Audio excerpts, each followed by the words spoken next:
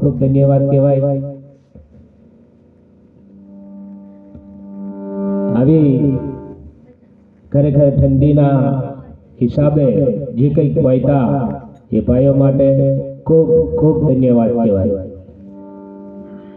મહાપુરુષો એક સાખીમાં કહે છે કે જેને પ્રભુની પડી એ તો પહોંચ્યા સદગુરુની પાસ, વિશ્વાસ રાખ્યો વચનમાં એ તો મૂકી અવરની આસ।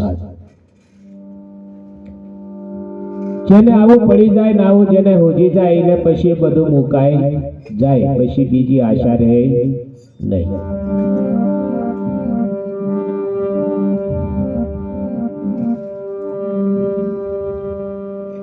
તો સરસ વાની દ્વાર પર બહુ સરસ આનંદ કરાયો। અમારે એક એક વાની જે બોલતા આયા, સમય પણ વધતો જાય છે।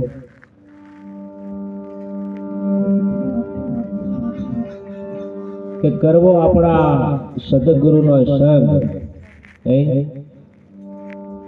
વાણીમાં કે બતાવે આપણું ઘર,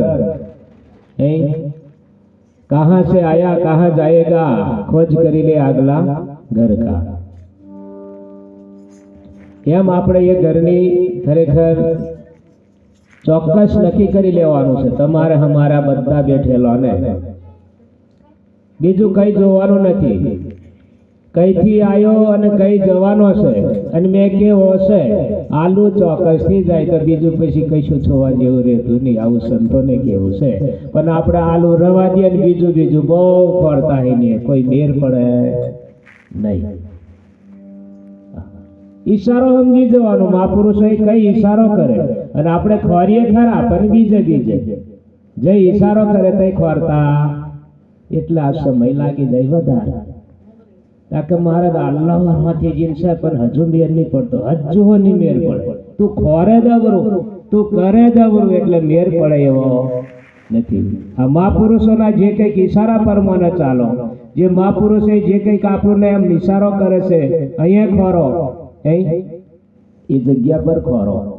હા, કોઈ બી વાની કોઈ બી સંતો આ આપણે કીધું ને કે ગાયાનગરમાં જુઓ તો પાછી કે રહેનારાની ખબર પડે। કયા નગરમાં કીધું? આ પ્રધાનનગરમાં ફરતા કોઈ ગોકુળમાં જાય, કોઈ મથુરામાં, કાશીમાં, આ નગરમાં ફરીએ। સંતો કઈ ઈશારો કર્યો?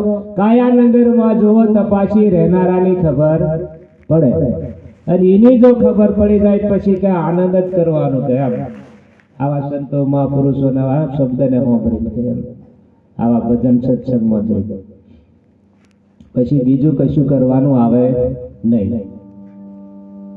હર કોઈ એક એક શબ્દો જે મહાપુરુષો એનો જે કંઈક વાની દ્વારે મૂક્યા, દષ્ટાંત દ્વારે જે કંઈક આપણને સમજવા માટે, પણ પહેલા આપણે પોતે ઓળખી લઈએ, પોતે સમજી લઈએ તો આ વાત સમજાય, બાકી સમજાય એવી નથી। હા, નહીં તો આ ખાલી વાતો કરે, ખાલી ઉજાગરા કરે એવું જ થાય, બાકી તમને આનંદ આવે નહીં। આ તો આનંદનો વિષય છે, જે વાતને સમજીને આમ આનંદ કરવાનો। આવા કંઈક મહાપુરુષો આવે તો હજુ આપણને એવું થવા જોઈએ કે હજુ બે વાતો કરે તો સારું, હજુ કંઈક સમજાવે તો સારું। આવું થાય એટલે સમજવાનું કે આ કંઈક મારી ને જિજ્ઞાસા જાગે ને કંઈક વાતને સમજો એમ, પણ કારે પૂરું થાય ને કારે નહીં જેમ એમ થાય પછી સમજી જવાનું, બરાબર? એટલે પેલા આપણે ગાડીમાં 4 વિષયોની વાત કરીએ ને, આપણે પામર, વિષય, જિજ્ઞાસુ, મુમુક્ષ કીધા। આ 4 પ્રકારના જીવો। હા, આ 2 પ્રકારના જીવો છે એ બધા એને એવું જ થાય, આપણે કીધું એવું। હા, એને મહાપુરુષોના શબ્દ ના એને ઝેર જેવો લાગે, એ વિષય જીવને ઝેર જેવું લાગે। પામર પશુ જેવું, એને કશું નહીં એમ। ભલે પેલું કીધું ને કે ભેંસ આગળ ભાગવત વાંચે પણ એને હું કાર ચાર નાખી જ ખબર હોય, બીજું કશું એને ખબર પડે નહીં, ભલે ગમાયવામાં મંત્ર બોલાય। તો આપણે મનુષ્ય છે, ખરેખર આ શબ્દને ખૂબ ધ્યાન રાખી આપણે શું કરવાનું છે? અહીંયા આયા પછી આવો મનુષ્ય અવતાર ફરી ફરી મળવાનો નથી તો મહિલો છે તો કેવી કરણી કરી લો, જગતની અંદર કઈ કરીને બતાવો, જેમ આગળ મહાપુરુષોનો નોમો રહી ગયો છે એવું મેં કઈક કરીને જાઉં, આવું આપણું ને જિજ્ઞાસા ચાલવા જોઈએ.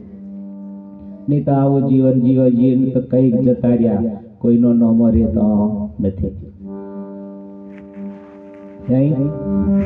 અને જે કઈક આવી કરણી કરી ગયા, ભલે એમનો શરીરનો આપણે પણ નહીં જોયો, છતાં એમને અત્યારે યાદ કરીએ. મીરોબાઈને જોયા હતા આપણે, નરસિંહ મહેતાને જોયા, કબીર સાહેબને જોયા, નિરોધ બાપુને જોયા. કેમ અત્યારે એમને આનંદ, આટલો બધો આપણે એને ન મળીને આનંદ કરીએ, એમની જીઓ બોલાવીએ, એમની સાખી એમની વાણી બોલીએ. કરણી એવી કરી નાખી, એવી આપણે કરણી કરવું પડશે. ભલે એક દાડે આ શરીર નહીં છે તોય પણ આપણા ગુણ ગવાશે, એવો ગુણ પ્રગટ કરી દો.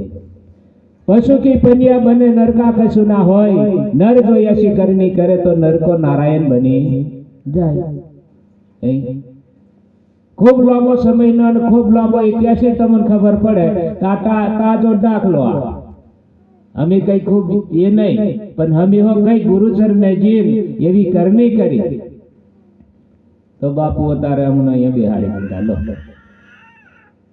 હવે આ બાજુથી મારે કઈક ટકાણવા પડશે, ખવાલું પૂરું તોલું કરવાનું છે.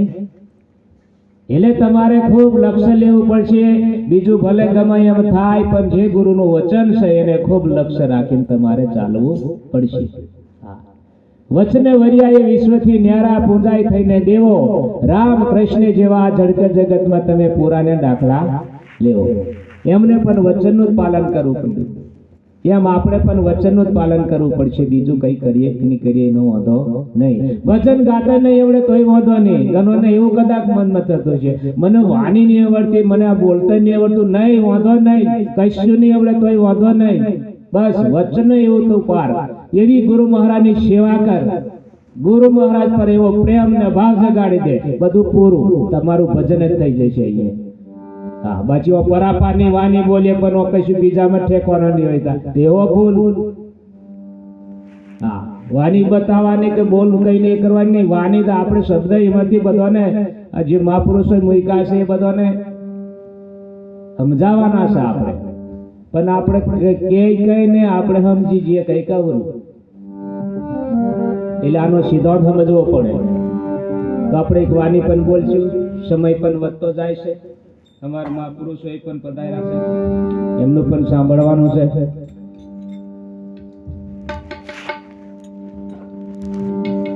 ભારત પેલા એની જેવું છે, અખંડ દીવો હરગે છે ચારે અખંડ એમ કે ને, આ અખંડ એમ કહીએ ખરા આપણે. આવા દીવો હરગે હવે મેં ઘી પૂરું પડશે.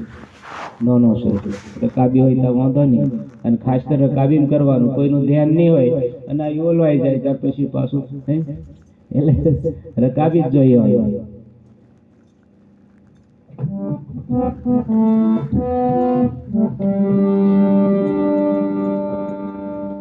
અખંડ દીવો એટલે એનો કોઈ કાળમાં નાશ નહીં થાય, એને અખંડ કહેવાય. આ ગોરો હરગ્યો એટલે હરગીદ રે તો સમજવાનું કે આ અખંડ કહેવાય. જબ બેમ દેવાય તો હોય અખંડિત કહેવાય, તરત હરગી જાય તો હું, પણ જબ બેમ થયો એટલે સમજવાનું અખંડિત. એમ જે અખંડ વસ્તુ છે એનો કોઈ કાળમાં નાશ થતો નહીં, એને ઓળખવાની આપણું મહાપુરુષો ઈશારો કરે. અને એ વસ્તુ તમારા અંદર જ પડેલી છે અખંડ. હા, તમારો કોઈ કાળમાં નાશ થાય એવો નહીં.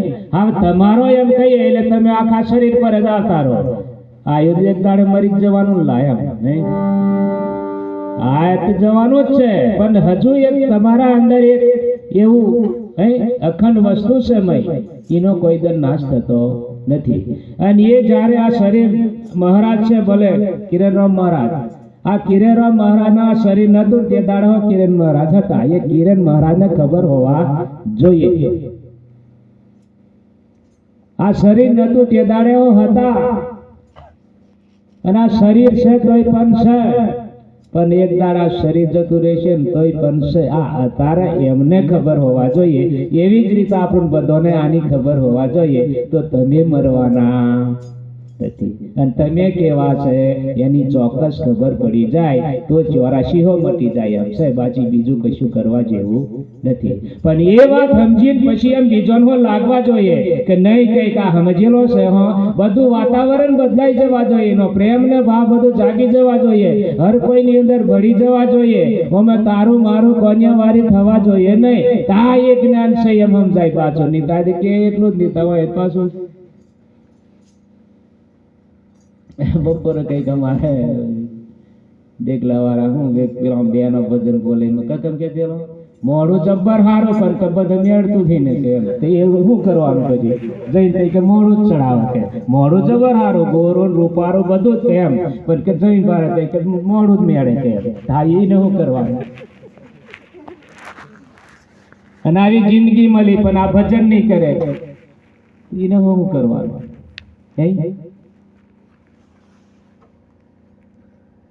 પેલું એક ભજનમાં કહે છે ને કબીર સાહેબ ને કઈ ગવાની, જો સાહેબ ને સમર્યો નહીં તો જન્મ લીધો. અગર સમજી દેજો પરા હું કે જો સાહેબ ને સમર્યો નહીં તો આ જન્મ લીધો હું એમ કે. આવી કેવો શબ્દ પરો એ મને નહીં ખબર પડે.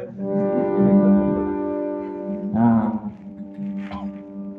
સાપોટો મારા આપણને અને એ બધોને કહે છે પાછો. હા આ જન્મ લઈને આવ્યો એને એવું નહીં, બધાને આ લાગુ પડે. તમારે જઈ ગોઠવું તો ગોઠવી જોજો. હા અમારે બહેનો નો લાગુ પડે, અમારે મહારાજો નો લાગુ પડે. મહારાજો હું બાબા દેવ.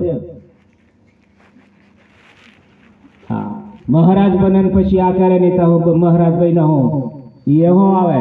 હા એવું થોડું અમારે બહેનોમાં પણ એવું આવે, હે પત્ની બની પતિની સેવા કે હાથે બજાવે નહીં તો હું પત્ની બની હું. એ તમારે સમજી લેવાનું, એ ઘડીએ ઘડીએ નહીં કહેવાય. ઓફાહો આવશે આપણું નિયમ કે બહેનો નથી કે પતિ બહેનો ઘરની ઇજ્જત નહીં રાખે, ઘરનું ધ્યાન ના રાખે તો પતિ બહેનો હું બધે આવે હું એ થોડું. પણ એ પ્રમાણે એ બધે આવે એ આપણું અસર નહીં કરે એ રીતે આપણે રહેવાનું. ભલે ગમે એવા શબ્દ થાય નહીં તાગનો એમ કે આજ મને જ કહીએ તો એ જગ્યા પર